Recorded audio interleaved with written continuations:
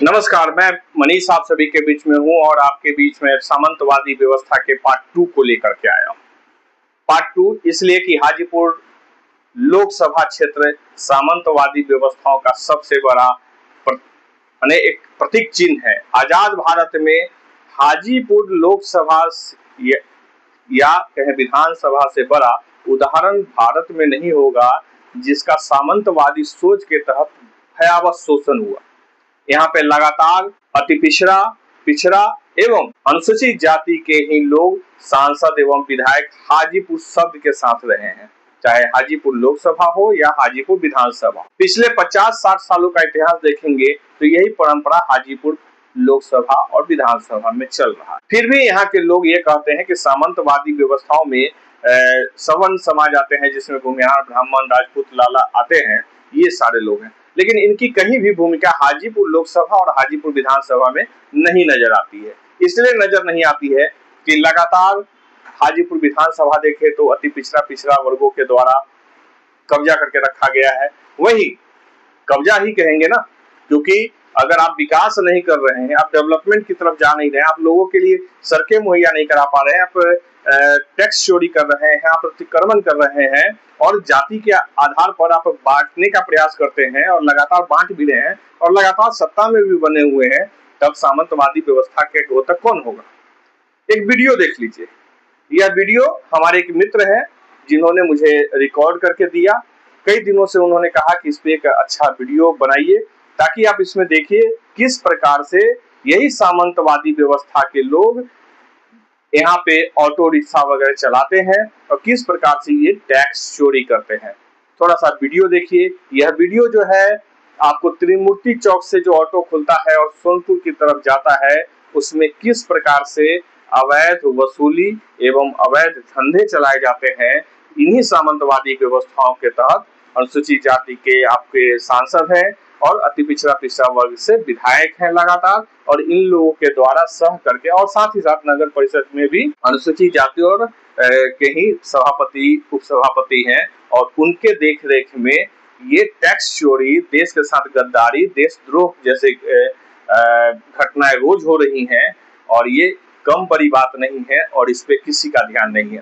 थोड़ा एक वार्ता देख लीजिए, ओरिजिनल आपको अवगत कराता हूँ चोरी से, देशद्रोही से और डकैती से। वीडियो देखिए। त्रिमूर्ति चौक का दृश्य है। त्रिमूर्ति चौक से सोनपुर जो पुरानी गंडक पुल की तरफ जाता है, ये देख लीजिए। ये सुबह का समय का वीडियो है।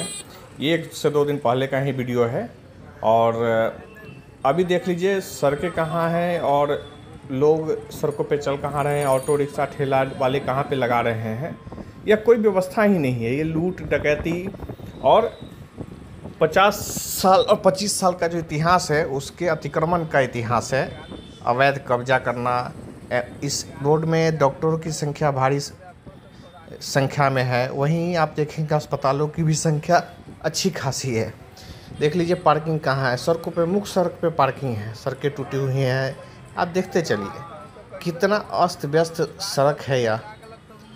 इसके लिए कोई भी प्रशासन यहाँ, और सबसे बड़ी बात है कि यहाँ से ही एसडीओ रोड छोड़कर अब अनुमंडल पुलिस पदाधिकारी, एसडीओ, डीएम, एसपी इसी सड़क से गुजरते हैं और इनको गड्ढा, अतिक्रमण, जाम से कोई लेना देना नहीं कि उनको दलाली करना है। वैशाली का जिला प्रशासन प्योर दलाल है विधायक और सांसदों का। और अब यहीं पे मैं आपको दिखा रहा हूँ, इसके 2-3 टुकड़ों में मैंने बार दिखाया है इसी जगह से। आप देखिए कि किस प्रकार से गुंडे बैठे होते हैं। ये गुंडे अवैध रूप से पैसा वसूली कर रहे हैं। ये देखते रहिए, ये इसी का वीडियो मैं 2-3 बार आपको दिखा रहा हूँ कि ये किस प्रकार से वीडियो में आप देख सकते हैं कि ये लोग पैसा वसूली करते हैं। आप सोए हुए हैं, सड़कों पे सोए हुए हैं ये लोग। सड़कों पे अतिक्रमण है, चाय का दुकान, सिगरेट गुटखा का दुकान खोल करके गुंडागर्दी करते हैं, अवैध वसूली और जीएसटी की चोरी करते हैं ये लोग।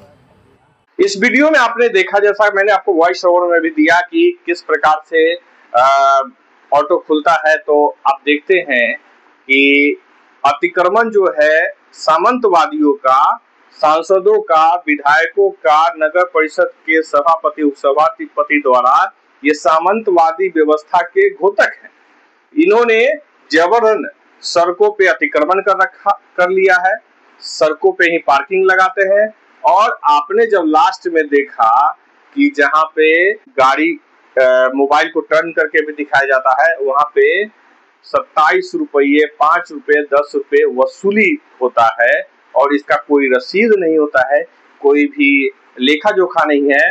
वहां पता चला कि वो गुंडागर्दी है और दादागिरी करके वहां पे 5-7 रुपये लिया जाता है, प्लस उससे पहले एक रसीद करता है जिसमें 27 रुपये का रसीद मिलता है, जिसमें किसी भी प्रकार का टैक्स वगैरह की चर्चा नहीं है, न नगर परिषद का है। फिर ऐसे ही टैक्स रसीद एक करता है जो लेखा जोखा के लिए आपस में वो लोग रखते हैं।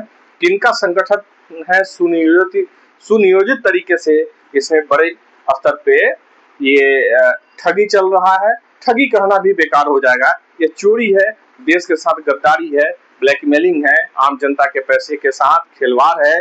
जहाँ पे 10 रुपये भाड़ा होना चाहिए वहाँ 20 रुपये ले जाता है और 20 रुपये ले करके लोगों के चंद गुंडों को सड़कों पर बैठा दिया जाता है और वो गुंडे वहां पे अवैध वसूली करते हैं। तो इसे सामंतवादी नहीं कहेंगे क्या ये इसे नहीं कहेंगे कि 50 सालों से आरक्षित सीट लोकसभा हाजीपुर में ये सामंतवादी व्यवस्था नहीं है? इसे आप सामंतवादी नहीं कहेंगे जहां विधायक 50-60 सालों से एक ओबीसी वर्ग और ओबीसी 2 वर्ग के लोग हैं? इसमें तो सवर्णों का कहीं रोल नहीं। सामंतवाद तो ये भी है। सामंतवाद ये है कि आप लोगों को सड़कों पे ही रखे हुए हैं, सड़कों का पर टैक्स लेते हैं, सड़कों का सब कुछ करते हैं, लेकिन आप सड़कें सुरक्षित नहीं देते हैं। सड़कों पे पार्किंग है, वसूली है, धंधा है, आप सब कुछ धंधे के रूप में चलाते हैं और देश के साथ गद्दारी करते हैं, टैक्स की चोरी करते हैं और विभिन्न प्रकार के आप अवैध धंधे सड़कों पे ही चला रहे हैं। अतिक्रमण जो है जिसके कारण कई मौतें हो जाती है लगातार, और कई मौतें आप लगातार देखते भी हैं। दुर्घटनाएं छोटी मोटी होती है, कोई जाता है अपना छोटा छोटा इलाज करा करके चला आता है, और होता क्या है, यह सामंतवादी व्यवस्था जो है, आप जब जाएंगे रामाशीष चौक पे देखिए, उसके उस पार में भी देखिएगा वसूली का अवैध धंधा है। पासवान चौक पे देखिए, राजेंद्र चौक देखिए, गांधी चौक पर देखिए, आप जब लालगंज रोड की तरफ है, गांधी चौक से भुमरिया पार करिएगा वहां देखिए, उसके आगे भी देखिए, उसके आगे भी अनजान पीर पर देखिए। आप लालगंज में जाइएगा तो लालगंज रेपुरा से जस्ट पहले अवैध रूप से गुंडे बैठे होते हैं, लाठी डंडा लिए हुए अवैध वसूली करते हैं। उसके बाद आप देखिए लालगंज में एक बाईपास बनाया गया है, जो रेपुरा जो सराय रोड जाता है उसमें नया एक नहरों पे बांध पे सड़क बनाई गई है। उसके भी चौराहे पर आप देखेंगे कई जगहों पे अवैध वसूली का टेंडर चल रहा है। महुआ जाने में आप देखेंगे कि अवैध वसूली चल रहा है, कई जगहों पे है।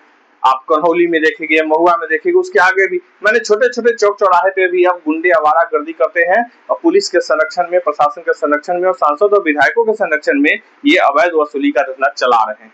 और इसमें कोई सामंतवादी व्यवस्था आपको नजर नहीं आएगी, क्योंकि सामंतवाद तो सवर्णों ने कर रहा है, लेकिन आप एक भी जगह पे सवर्णों की स्थिति नहीं देखेंगे कि ऐसी अवैध नीति और अवैध धंधा और देशद्रोह के साथ खड़ा होने वाली नीति में सवर्ण आपको नजर नहीं आएंगे। ये सामंतवादी नई व्यवस्था है जिसमें 50 सालों से जेपी आंदोलन के बाद सामंतवादी व्यवस्था का एक नया स्वरूप आया और अपने ही समाज को लूटने, बेईमानी और डकैती में धकेलने वाले सांसद और विधायक हमारे हाजीपुर वैशाली जिले में लगभग आप देखेंगे तो आपको नजर आ जाएगा।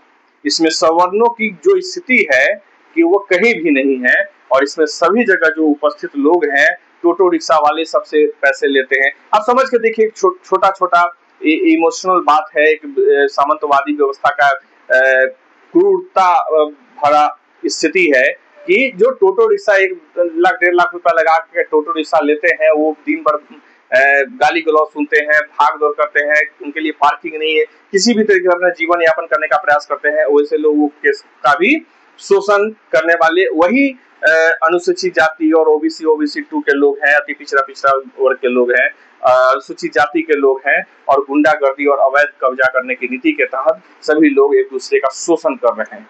और सबसे ज्यादा ऑटो रिक्शा टोटो चलाने वाले उन्हीं समाज के लोग हैं, और उनका शोषण खुद वही समाज के लोग कर रहे हैं जो 50 सालों से आरक्षित हाजीपुर सीट पर हैं, या कहें कि हाजीपुर विधानसभा हो या लोकसभा हो, इसमें वही लोग हैं जो लोग दूसरे को सामंतवादी कहते थे। आज 50 सालों से लगभग ये लोग सामंतवादी व्यवस्था के तहत लूट, डकैती और देशद्रोह का काम कर रहे हैं, टैक्स चोरी कर रहे हैं, जीएसटी में चोरी कर रहे हैं, और फिर भी कहते हैं कि ओबीसी प्रधानमंत्री है जिंदाबाद, जय श्री राम करके चोरी, टैक्स और देशद्रोही का धंधा चलता और फलता फूलता रहेगा। विचार करिएगा, चैनल को सब्सक्राइब करिए। सामंतवादी व्यवस्था का मैं तीसरा एपिसोड भी आप सभी के बीच में जल्दी ही लेकर आ रहा हूँ। धन्यवाद।